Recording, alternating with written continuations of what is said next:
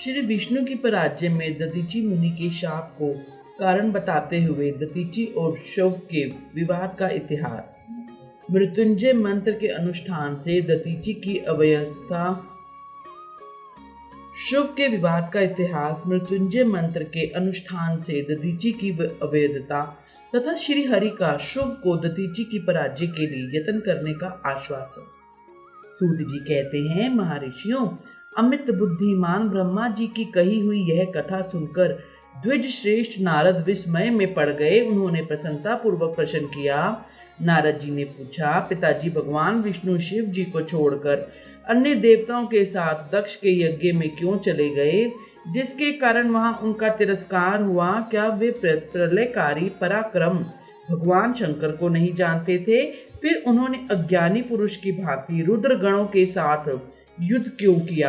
करुणानिधि, मेरे मन में यह बहुत बड़ा संदेह है। आप कृपा करके इस संशय को नष्ट कर दीजिए और प्रभु मन में उत्साह पैदा करने वाले शिव चरित को कहिए। ब्रह्मा जी ने कहा, नारद, पूर्व काल में राजा शिव की सहायता करने वाले श्री हरि को दधीचि मुनि ने शाप दिया था, जिससे उस समय में वे इस बात को भूल गए और वे दूसरे देवताओं के साथ ले दक्ष के यज्ञ में चले गए। दधीचि ने क्यों शाप दिया, यह सुनो। प्राचीन काल में शिव नाम से प्रसिद्ध एक महातेजस्वी राजा हो गए हैं। वे महाप्रभावशाली मुनीश्वर दधीचि के मित्र थे। दीर्घकाल की तपस्या के प्रसंग से शिव और दधीचि में विवाद आरंभ हो गया, जो तीनों लोकों में महान अनर्थकारी के रूप में विख्यात हुआ। उस विवाद में विवेद के विद्वान शिव भक्त दधीचि कहते थे कि शूद्र, वैश्य और क्षत्रिय, इन तीनों वर्णों से ब्राह्मण ही श्रेष्ठ है, इसमें कोई संशय नहीं है। महर्षि दधीचि की यह बात सुनकर धन वैभव के मद से मोहित हुए राजा शिव ने इस प्रकार प्रतिपाद किया। शिव बोले, राजा इंद्र आदि 8 लोकपाल के स्वरूप को धारण करता है। वह समस्त वर्णों और आश्रमों का पालक एवं प्रभु है, इसलिए राजा ही सबसे श्रेष्ठ है। राजा की श्रेष्ठता का प्रतिपादन करने वाली श्रुति भी कहती है कि राजा सर्वदेवमय है। मुने, इस श्रुति के कथा अनुसार जो सबसे बड़ा देवता है वह मैं ही हूँ। इस विवेचन से ब्राह्मण की अपेक्षा राजा ही श्रेष्ठ सिद्ध होता है। जय वंदनन, आप इस विषय में विचार करें और मेरा अनादर ना करें, क्योंकि मैं सर्वथा आपके लिए पूजनीय हूँ। राजा शिव यह मत श्रुतियों और स्मृतियों के विरुद्ध था। इसे सुनकर भृगुकुल भूषण मुनि श्रेष्ठ दधीचि को बड़ा क्रोध हुआ। मुनि अपने गौरव का विचार करके कुपित हुए और महातेजस्वी दधीचि ने शिव के मस्तक पर बाएं मुक्के से प्रहार किया और उनके मुक्के की मार खाकर ब्रह्मांड अधिपति कुसती बुद्धि वाले शिव अत्यंत कुपित हो गरज उठे और उन्होंने वज्र से दधीचि को काट डाला। उस वज्र से आहत हो भृगु वंशी दधीचि पृथ्वी पर गिर पड़े। भार्गव वंशधर दधीचि गिरते समय शुक्राचार्य का स्मरण किया और योगी शुक्राचार्य ने आकार दधीचि के शरीर को, जिसे शिव ने काट डाला था, तुरंत जोड़ दिया। दधीचि के अंगों को पूर्ववत जोड़कर शिव भक्त शिरोमणि तथा मृत्युंजय विद्या के प्रवर्तक शुक्राचार्य ने कहा। शुक्र बोले, तात दधीचि, मैं सर्वेश्वर भगवान शिव का पूजन करके तुम्हें श्रुति प्रतिपादित महामृत्युंजय नामक श्रेष्ठ मंत्र का उपदेश देता हूँ। त्र्यंबके यजामहे, हम भगवान त्र्यंबक का यजन अर्थात आराधना करते हैं। त्र्यंबक का अर्थ है तीनों लोक के पिता, प्रभावशाली शिव। वे भगवान सूर्य और सोम और अग्नि तीनों मंडलों के पिता हैं। सत्व, रज और तम तीनों गुणों के महेश्वर हैं। आत्म तत्व, विद्या तत्व, शिव तत्व, इन तीनों तत्वों के आह्वानीय गहार पत्ते और दक्षिणागन, इन तीनों अग्नियों के सर्वत्र उपलब्ध होने वाले पृथ्वी, जल एवं तेज, इन तीनों मूर्त भूतों के सात्विक आदि भेद से त्रिविध भूतों के, त्रिदिव अर्थात स्वर्ग के, त्रिभुज के, त्रिधा भूत सबके ब्रह्मा, विष्णु और शिव तीनों देवताओं के महान ईश्वर महादेव जी हैं। मंत्र का द्वितीय चरण है सुगंधित पुष्टि वर्धनम। जैसे फूलों में उत्तम गंध होती है, उसी प्रकार वे भगवान शिव संपूर्ण भूतों में, तीनों गुणों में, समस्त कृत्यों में, इंद्रियों में, अन्याय देवों में और गणों में उनके प्रकाशक सारभूत आत्मा के रूप में व्याप्त है। अतः एवं सुगंध युक्त एवं संपूर्ण देवताओं के ईश्वर हैं। यहाँ तक सुगंधिम पद की व्याख्या हुई है। अब पुष्टिवर्धनम की व्याख्या करते हैं। उत्तम व्रत का पालन करने वाले द्विज श्रेष्ठ महामुनि नारद, उन अंतर्यामी पुरुष शिव के से प्रकृति का पोषण होता है। महत्व तत्व से लेकर विशेष पर्यंत संपूर्ण विकल्पों की पुष्टि होती है तथा मुझ ब्रह्मा का, विष्णु का, मुनियों का और इंद्रियों सहित देवताओं का भी पोषण होता है, इसलिए वे पुष्टिवर्धनम हैं। अब मंत्र के तीसरे और चौथे चरण की व्याख्या करते हैं। उन दोनों चरणों का स्वरूप यूं है। उर्वारुकमिव बंधनान मूर्तय। अब मंत्र के तीसरे और चौथे चरण की व्याख्या करते हैं, जो कि इस प्रकार है।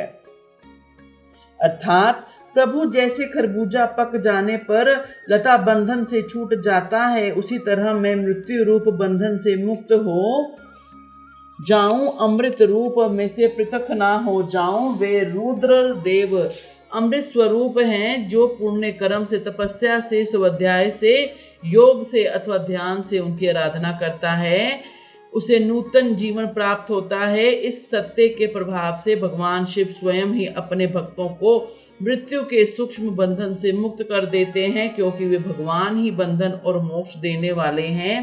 ठीक उसी तरह जैसे उर्वारुक अर्थात ककड़ी का पौधा अपने फलों को स्वयं लता के बंधन में बांधे रखता है और पक जाने पर स्वयं ही उसे बंधन से मुक्त कर देता है। यह मृत संजीवनी मंत्र है, जो मेरे मत से सर्वोत्तम है। तुम प्रेम पूर्वक नियम से भगवान शिव का स्मरण करते हुए इस मंत्र का जप करो।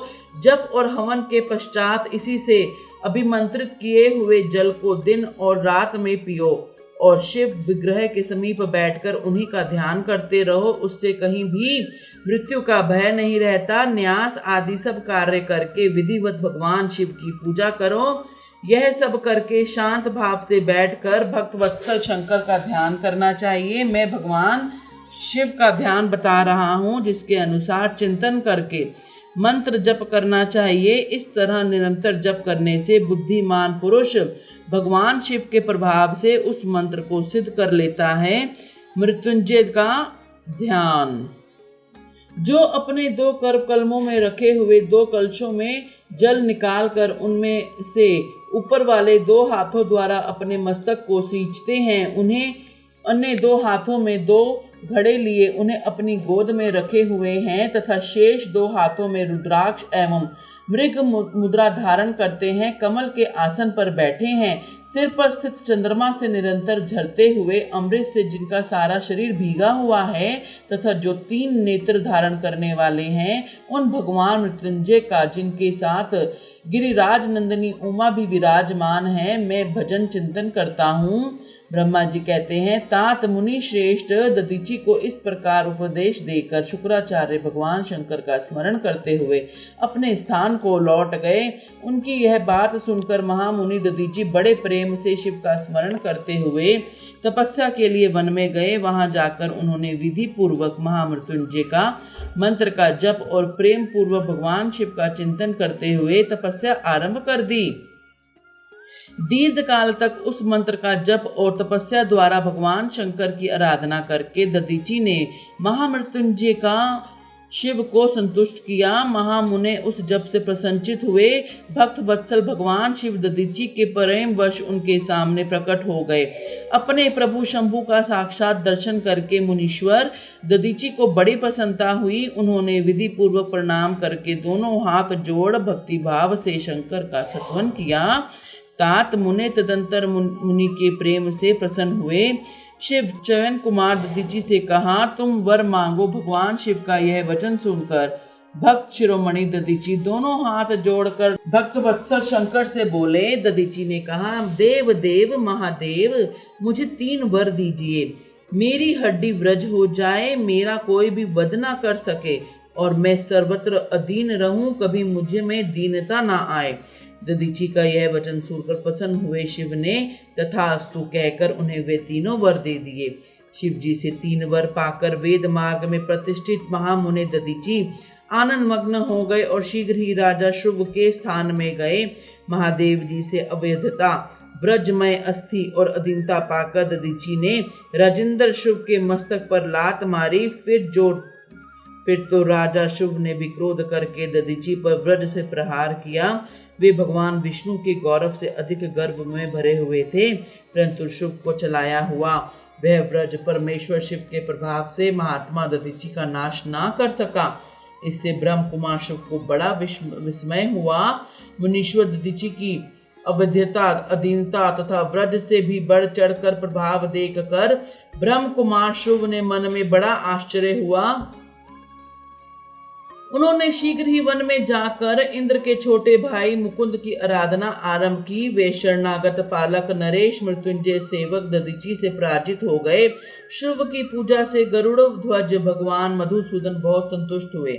उन्होंने राजा को दिव्य दृष्टि प्रदान की। उस दिव्य दृष्टि से ही जनार्दन देव का दर्शन करके उन गरुड़ ध्वज को शुभ ने प्रणाम किया और प्रिय वचनों द्वारा उनकी स्तुति की। इस प्रकार देवेश्वर आदि से प्रशंसित उन अजय ईश्वर श्री नारायण देव का पूजन और सत्वन करके राजा ने भक्ति भाव से उनकी ओर देखा तथा जनार्दन के चरणों में मस्तक रखकर प्रणाम करने के पश्चात उन्हें अपना अभिप्राय सूचित किया।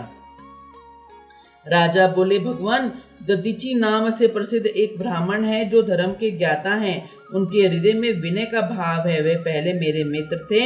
इन दिनों रोग शोक से रहित मृत्युंजय महादेव जी की आराधना करके वे उन्हीं कल्याणकारी शिव के प्रभाव से समस्त अस्त्रों शस्त्रों द्वारा सदा के लिए अवध्य हो गए हैं। एक दिन उन महातपस्वी दधीची ने भरी सभा में आकर अपने बाएं पैर से मेरे मस्तक पर बड़े वेग से अवहेलना पूर्वक प्रहार किया और बड़े गर्व से कहा, मैं किसी से नहीं डरता। हरे वे मृत्युंजय से उत्तम वर पाकर अनुपम गर्व से भर गए हैं। ब्रह्मा जी कहते हैं, नारद, महात्मा दधीची की अवैधता का समाचार जानकर श्री हरि ने महादेव जी की अतुलित प्रभाव का स्मरण किया। फिर वे ब्रह्मपुत्र राजा शुभ से बोले, राजेंद्र, ब्राह्मणों को कहीं थोड़ा सा भी भय नहीं है। भूपते विशेषतः रुद्रा भक्तों के लिए तो भय नाम की कोई वस्तु ही नहीं है। यदि मैं तुम्हारी ओर से कुछ करूं तो ब्राह्मण दधीची को दुख होगा और वह मुझ जैसे देवता के लिए भी शाप का कारण बन जाएगा।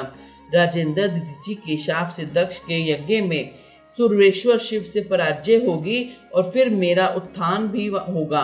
महाराज, इसलिए मैं तुम्हारे साथ रहकर कुछ करना नहीं चाहता। मैं अकेला ही तुम्हारे लिए दधीची को जीतने का प्रयत्न करूंगा।